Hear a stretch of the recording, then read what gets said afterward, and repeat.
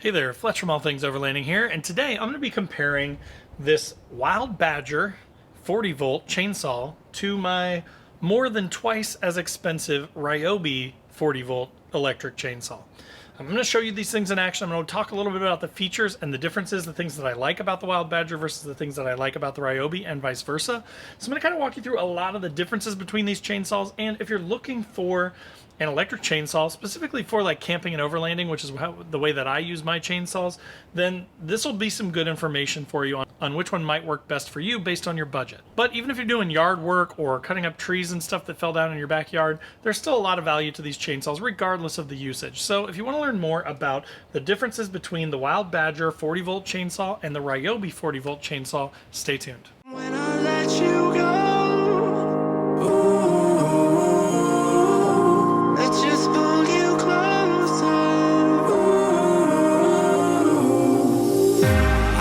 Understand where it came from, but you got it, my got it. It began in the land of the sandstorm. I fought it, though I wanted everything to do with what you give to me. Loosening my grip. Alright guys, so as I mentioned in the intro, today I am comparing my Ryobi, which I've had for about a year now, with this new Wild Badger. These are both 40 volt electric rechargeable chainsaws. The Wild Badger comes in at about $160, whereas the Ryobi, brand new, with the carrying case, with a battery, with a charger, and with the chainsaw itself, comes in at about $400-ish. Sometimes it's on sale, sometimes it's a little more than $400. It does kind of vary a little bit, but it is, call it a $400 chainsaw all day long.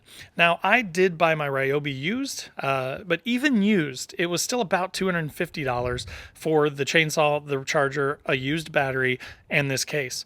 Now, obviously, just looking at them up front, this is kind of what comes with each. Now, I'm not showing the chargers. They're both very similar chargers. You basically just slot the battery into the charger, just kind of like you do in the chainsaw. But so they both come with very similar sort of components. So now let's just start out looking at the exterior and kind of what is included, not including the battery chargers. Obviously, the Ryobi comes with this really nice plastic case. So if you are thinking of keeping it like outside all the time in the elements, which I do kind of keep mine up here on top of my drawer system, that case is pretty nice. It is kind of a nice thing to have. Would I pay twice as much for it? No, not if I had it to do again, but it is a pretty nice sort of way to keep your chainsaw safe and protected. However, if you're going to be throwing the chainsaw like in your back seat or on the floorboards or in a drawer or something like that, and you don't care about that, then again, it's going to save you a ton of money to go with the Wild Badger. Another benefit to the case is that it does allow me to store additional things. So like inside of my case here, I've got some gloves, I've got some bar oil, I've got another tool set, which actually in the Wild Badger is stored right there in the handle. So that's kind of nice. I've got my instruction manual, and then I've got an extra battery in here. So I've got one battery on the saw, and then I've got an extra one that sits right on top there and will stay inside the box. So again, with the box, you do get some additional storage, which again is really nice. But for double the money, more than double the money, almost 2.5 times the money, it better be nice, right? As far as construction goes, the Ryobi is a very well-made, nice chainsaw. I've used this quite a bit, and I'm going to cut here in a second. After I get done sort of talking through all these features, I'm going to show you these two chainsaws, and you're going to see the difference in cutting. Now, one thing that I do want to mention, and I'm not making excuses here, but I do want to be fair with my review, is that the Ryobi is about a year old, and I have yet to sharpen the chain. I did swap the chain out for a new one about probably 6 or 8 months ago, so it did have a new chain on it 6 or 8 months ago, but it's probably been used 8 or 10 times since then and could probably use a blade sharpening. However, that being said, and you'll see it here in a second when I cut to the comparison video of these two saws, what I was worried about with the Wild Badger, and I've had probably about 4 different electric chainsaws, and the predominant result of having a cheaper chainsaw than the Ryobi for me has been it lacks the grunt, it lacks the torque, the power to be able to pull cutting through, especially really hardwood, like I'm going to show you in the test cut that we do here in a second. But with the Wild Badger, again, being a 40 volt chainsaw similar to the Ryobi, I was actually really impressed with the design of this chainsaw and the way that it just tears through wood. It was very impressive. It cut very well. I've had other 40 volt chainsaws before that were an 18-inch bar. This is a 16-inch bar, so they were slightly longer than this, but those things hung up constantly. So again, I was a little skeptical, honestly, coming into this with the Wild Badger. I kind of had this previous notion that all these less expensive chainsaws it was like a design problem, right? It wasn't so much the power problem. It was that they would just get hung up and they would get bound up and bind in the wood. But with this thing, as you're going to see, this thing just to chews through it. So from a power standpoint, I would actually put the two chainsaws side by side. Like, if anything, and maybe it's just because it's newer, I don't know, but the Wild Badger felt more powerful to me, and it felt a lot faster from a RPM's rate. Again, if they both had brand new blades on them, they might have been a little bit closer, but still, for $160 versus, $400, $420, that's a pretty tough pill to swallow probably for the Ryobi.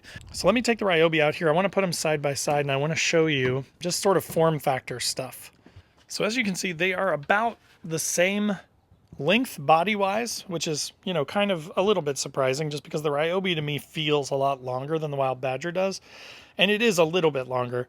But one of the things that I like better about the Wild Badger is the Ryobi has this sort of undercarriage battery mounting position, which is kind of tricky to get the battery in there. It's kind of strange that it's like off to the side to me. And I really like how the Wild Badger just slots right down in the top. So it doesn't stick out off the side like the Ryobi. It fits right down into the body of the chainsaw, which I really like, that form factor. And I just really like the way that works much better than the Ryobi. Not a huge deal, but just kind of an aesthetic thing and just sort of a usage thing. It is a little bit easier to use the Wild Badger and to get the battery in and out. Another thing that I like a little bit better on the Wild Badger is the chain oil location. So it's up here up high, and then you've got this sort of viewable thing down here to see how much you've got. Whereas on the Ryobi, it's down really low, and there is a thing on the front here where you can kind of see through it. But as you see, I mean, if you use the chainsaw a couple times, it's covered in bar oil, and then all the wood chips and stuff stick to it. So it's filthy dirty, and it's hard to see through that thing. Whereas on the side of the Wild Badger, it's kind of always in the clear and easier to see. And honestly, as far as bar length goes, the 18-inch on the Ryobi is really nice, but the 16-inch did just fine. And unless you're cutting through, giant trees or trying to, be a lumberjack, I didn't really need it for just like cutting up trees that fall down in my way. And the 16-inch worked great. So again, overall though, they're very sort of similar. They share a lot of the same traits. They're both the same power with 40 volts of power. Another thing to point out is just the finger lock button on the Ryobi. It's right here on the top. You pull this back and then that frees up the trigger. So it's definitely, I like the placement of the thumb lock button for the Ryobi a lot better because it's right here on top. So you're kind of holding the saw. It's a natural place. Whereas on the Wild Badger, it's kind of over here on the side, which is not uncomfortable, but it is just different. It's not quite as user-friendly as the Ryobi's placement of the button. And then one final thing, just as sort of a heads up, and this has been my experience with all 4 of the electric chainsaws that I've owned, or any of the chainsaws that I've owned. The bar oil does leak like a sieve, so just be prepared for that. I was kind of hoping with this higher mounting hole up here that maybe it wouldn't leak here, but there is obviously that oil has to get onto the bar somehow. So just by the nature of that, it has to be a design thing with these chainsaws. They just leak. So I mean, as you can see, there's just wood chips all over this saw. This stuff leaked. This saw was sitting on top of my Ryobi case since the last trip that I took, and you can see it's covered in the bar oil. So just one tip, I don't fill up the bar oil every time that I go on a trip. If I have to get out and let's say that there's a tree down across the trail, I will pour just a little bit of bar oil in there, run the blade just a few times to kind of get it lubed up, and then I will run it, and then if I need more, I'll put more in it, but I never fill it up because it's just going to sort of slowly leak out over time regardless. But I can confirm both the $400 Ryobi and the $160 Wild Badger both leak bar oil. Again, pretty standard thing on these chainsaws, but I did want to just call it out. All right, so now that we've kind of talked about the form factors, the features and stuff of these chainsaws, let's jump into the comparison. I'm going to show you, again, a side-by-side cut with these chainsaws and how impressed I am with this Wild Badger.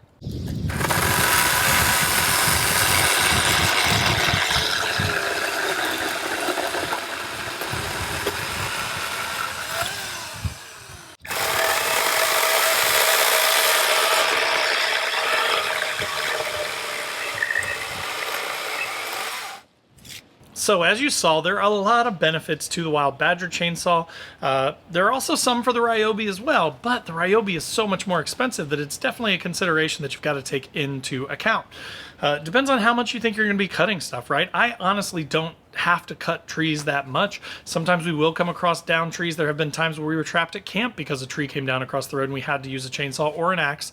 And, 6 o'clock in the morning in the dark when it was snowing was not an ideal time to test my cardiovascular endurance with a handheld axe. So having something like an electric chainsaw is an awesome backup and a great way to get yourself out of some sticky situations or to make your way further into the woods if you're going camping or overlanding and you come across some downed trees. So again, I hope that was some helpful information for you. I will put links to both these chainsaws down in the description below, but I'm really, really impressed with this Wild Badger. Honestly, the more that I used it, the more I was like, I don't want to use the Ryobi, let me have the Wild Badger. And if I were to do it again, going back in time, for how infrequently I generally have to use a chainsaw, the Wild Badger makes a lot of sense based on my usage. So again, I hope that that was helpful for you. If it was, click that like button. If you're not already subscribed, make sure to click the subscribe button and the bell to be notified when new videos drop. I do a couple videos every week, so generally like tool type stuff, gear type stuff, and then like an overlanding style podcast, that sort of thing. So if you're into overlanding, if you're into camping, if you're into dispersed camping, and you like gear a lot, then this is a great place for you to be, and you should consider subscribing. In the description down below will be links to all my other social channels, so wherever you want to hang out, I'd love to have you over there as well. There's also a link to my website where I've got funny overlanding camping themed patches and stickers. So if you're looking for something like that, there's a lot of funny stuff like I hate people so I camp, or don't burn your wiener and it's a hot dog, that kind of thing. So definitely check those out. They're pretty reasonably priced too. Another thing that I'm trying that's relatively new is the join button down below this video. So if you are wanting to support the channel, that is a no pressure way to do it. You get some early access to the videos and things like that, but just a nice way, passive way to be able to support the channel. Also in the description down below are links to my Patreon group where we've got a 24/7 Discord, a little more active way to support the channel.